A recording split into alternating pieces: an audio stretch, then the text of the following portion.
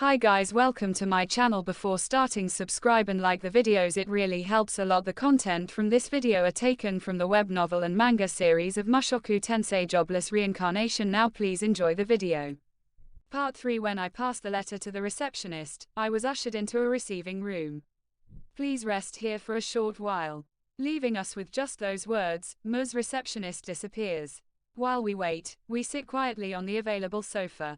Elinalise of course snuggles right into me. Whenever she sits next to a man, she does that. It's really a bad habit. But since it doesn't really bother me, I let it go.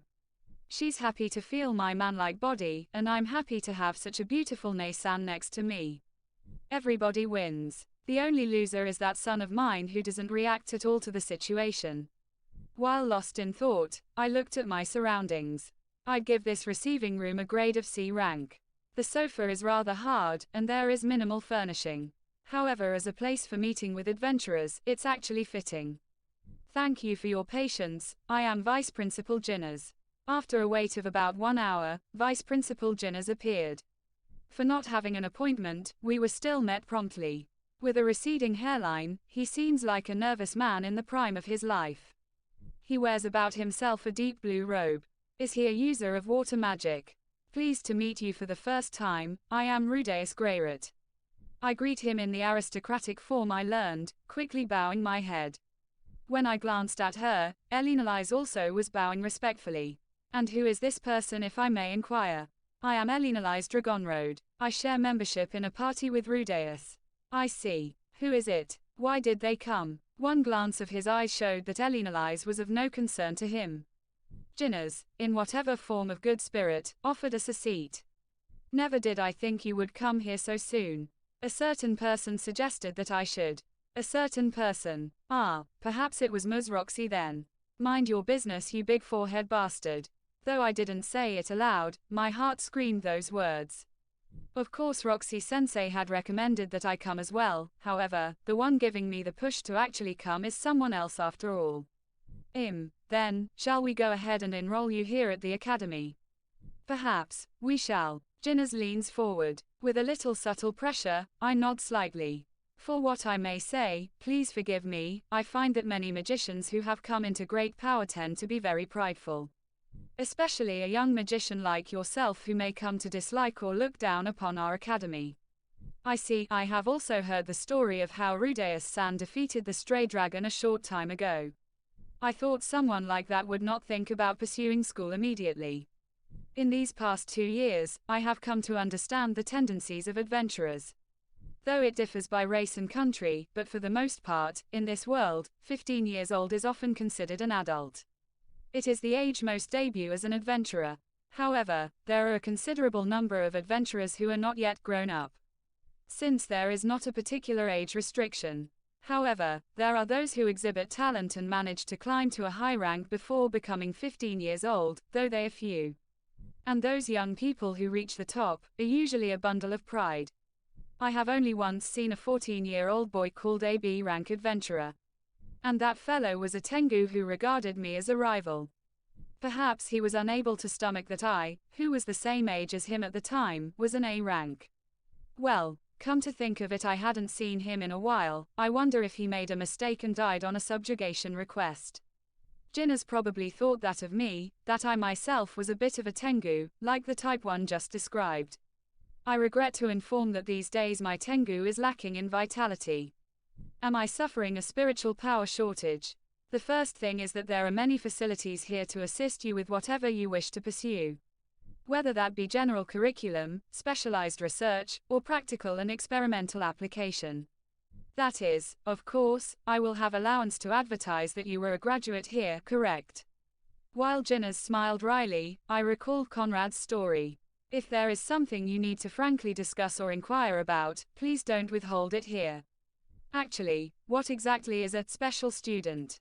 I do not yet properly understand what it is, even after all this talk. Jinners once again smiled wryly, suddenly recalling something important. Before I get into that, may I be allowed to give you a brief examination?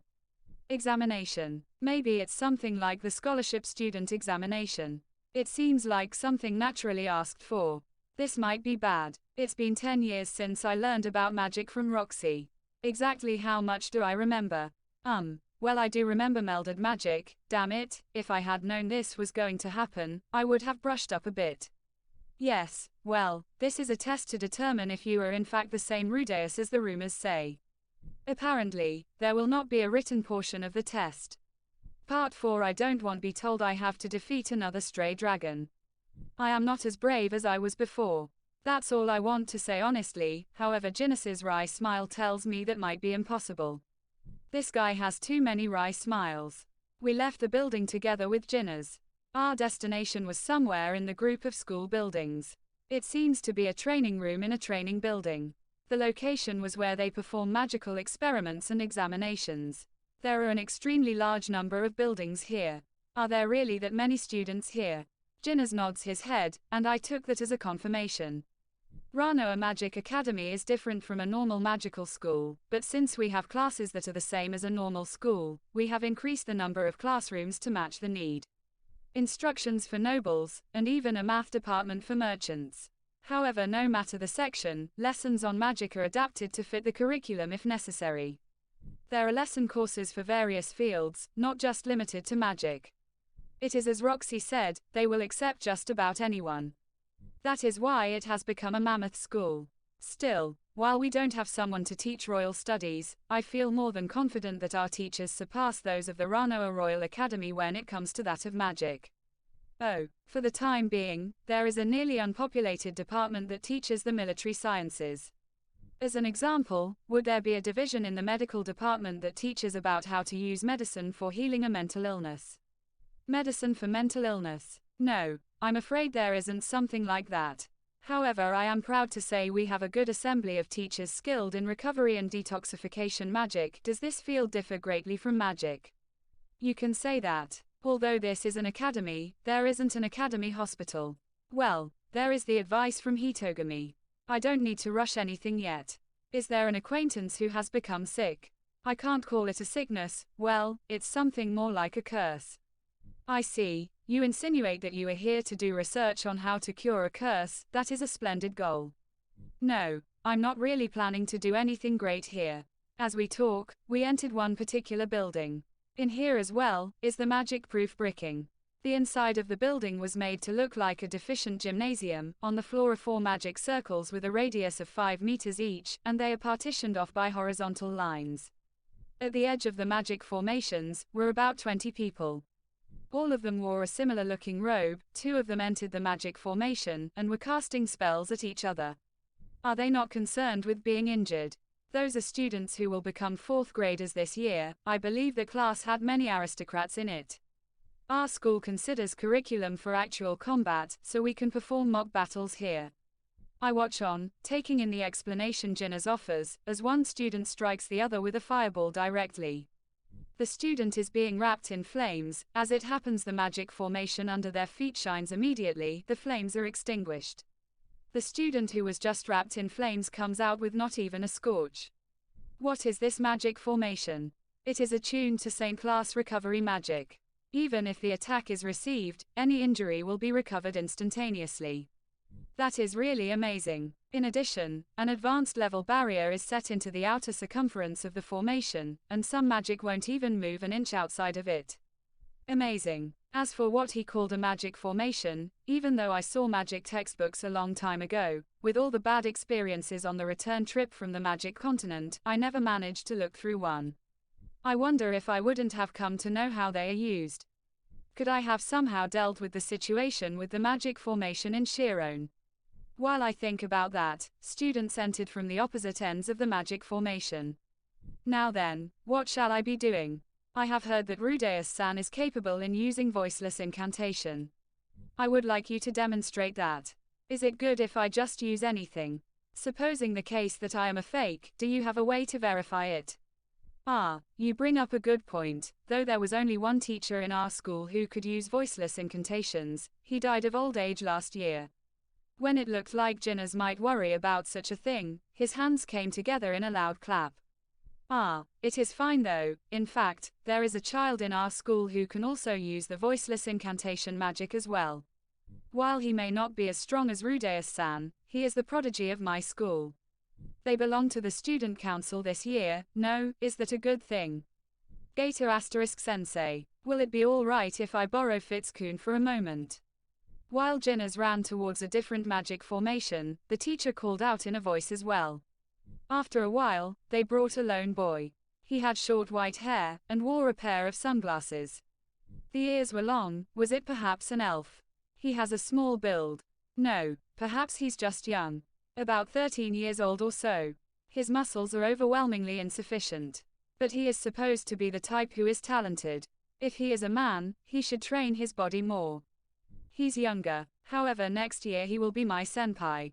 I should probably greet him properly. He looked at me, and was going to rush up to me. I went before him, while making my greeting with a loud voice.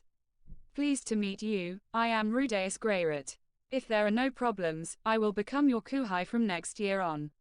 If I find myself in a difficult place, I hope you will please instruct and encourage me. Yes. Though it looked like Fitz tried to say something, I had already finished the greeting. When it came to the self-introduction, the early bird gets the worm. Though his mouth kept flapping open and closed. Before too long, it stays tightly shut. I am Fitz, please treat me well. His voice was a little high and sounded stiff. It seems the breaking of the voice has not yet come to him. Is he even younger than I thought? However, a senpai is a senpai after all. Since I am a bit scared of bullying, I will remain humble. Since I am forced to trouble you with this matter, let's cooperate well. Right. Entering the magic formation, Jinners grumbles something, and the formation activates. I have a disagreeable recollection about being in a magic formation. I test the outer limit of the formation with a tap, but my hand slipped through. Jinners sensei, is the magic formation not operating correctly? Rudeus-san, in here, the only barrier is towards magic. So, anything physical passes through. That's how it appears to be. If I remember correctly, the formation in Shiron was king class. But both physical and magical properties were negated in that. Well, perhaps if I have free time shall I come study this some more. After coming all this way to the academy, it might be a good idea to be taught this stuff. Now then, since Rudeus is an adventurer, are you alright with having a mock battle with Fitz? Please feel free to use your standard form of voiceless incantations. No problem. Jinners nods at me, then turns and nods at Fitz. What's that? Are you trying to say that if I lose normally then I'll have to pay the tuition fee among other things? That's lame. Even though I have some extra money from the stray dragon subjugation, I've been continuing to live my life on the cheap, and if possible I'd like to keep my living expenses minimal out here too. Should I go all out from the start? Fitz stands across from me at the center point of the magic formation. He is holding in his hand a small wand. How nostalgic. I used to have a wand just like that in the old days, too. I also brought out my wand. This wand has been with me since I was 10 years old, the Aqua Hearty Arrogant Water Dragon. Recently, I've given thought to changing the name of Aqua Hearty Arrogant Water Dragon to Charlene. Truth be told, whether I use it or not, won't make much of a difference. Jinners raises his hand. Now then, begin, Disturb Magicran Ma. At the same time the order to start was given, I used the Disturb magic at Fitz's wand. Fitz made a surprised face when the spell that should have shot out from the wand didn't take shape. In my left hand, I created a rock bullet. The best reason for it is that it is the easiest spell to use. It becomes even more powerful if I pinpoint a place to take aim at. Since I've been making figurines for a while, it's incredibly easy for me to adjust the power settings of the spell, and it's easy to fire off successive shots. The fundamentals on all my subjugation jobs consisted of me using the rock bullet and my Quagmire. And depending on the situation, I can even use them in different ways. As the saying goes, if you play with fire magic, you are going to get burned. What's with this? Gee, I wonder. Size, tiny. Rotation, high propulsion, high target, center of Fitz's forehead. I thought about it, but changed my mind. Fire. The rock bullet makes a surprising sound much like a Doppler ping. It passes right by the edge of Fitz's face, and a sound similar to a panel of glass breaking is made when the outer magic barrier limitations are exceeded. It pierced the wall, which was made of the magic-proof bricking. The impact shattered and flung debris that was once the wall in every direction, and then the piercing movement of the rock bullet stopped. Opening square bracket, comma, exclamation mark, closing square bracket. From the side of Fit's cheek, a bit of blood trickled out, before the wound suddenly closed thanks to the magic of the formation. Fitz ran a finger along his cheek, and skimmed the blood, then looked behind him at the final destination of the bullet. Then with a thump, he fell on his rear. I'm glad my aim was that good. Healing magic isn't almighty after all. In the case of an easy wound like this, Saint Class magic will recover a wound like that instantly, but if I had hit him head-on with that, he might have died immediately. And instant death is not remedied by Saint Class healing magic. Opening square bracket, comma, closing square bracket. Suddenly, Fit's eyes met with mine. Although I couldn't see where he was looking because of the sunglasses, somehow, I knew Fit's eyes were watching only me. Opening square bracket, comma, closing square bracket. We said nothing to each other. Fit's stare just kept getting more intense. Somehow, I felt that I had really gone and done it now. From the other side of the magic formation, was a downpour of stares. Even Jinners stared at me with wide eyes. Elinalise yawned. Jay, just now, how did you do? Fit's voice was trembling. Jinners too seemed to make a face wanting to know what had just happened. It was the magic called Disturbed Magic Ranma. Do you know about it? Fitz shook his head. It seems he did not know of the Ranma type of magic. Is it relatively minor? Although I think it is extremely effective magic if you ever have to PvP another magician. Now that I think about it, outside of that one time with Erstad, I don't think I've ever seen it used before. Fitz still quietly watches me. The gaze from behind his glasses is painfully transmitted to me. By Jinner's own words, he called Fitz a genius. That he should have fallen on his rear in front of everyone. The chance that I may have damaged his honor is high. Fit's glance is painful. I tried to quietly divert my eyes. His eyes are locked onto mine. A deer in the headlights. Crying over spilled milk. Those are reasons that lead to bad feelings. If possible, I don't want him to have to suffer that. Alright. Thank you very much, Senpai. You allowed a new student like me to take the credit for this match. While I was smiling and laughing, I said it in a way that other students could hear, as I approached him. And I stretched a hand out towards him. Though Fitz seems a little puzzled, he catches my hand. Fitz's hand was soft. I wonder if he's ever held a sword. Please give me the pleasure of returning my thanks for today in the future.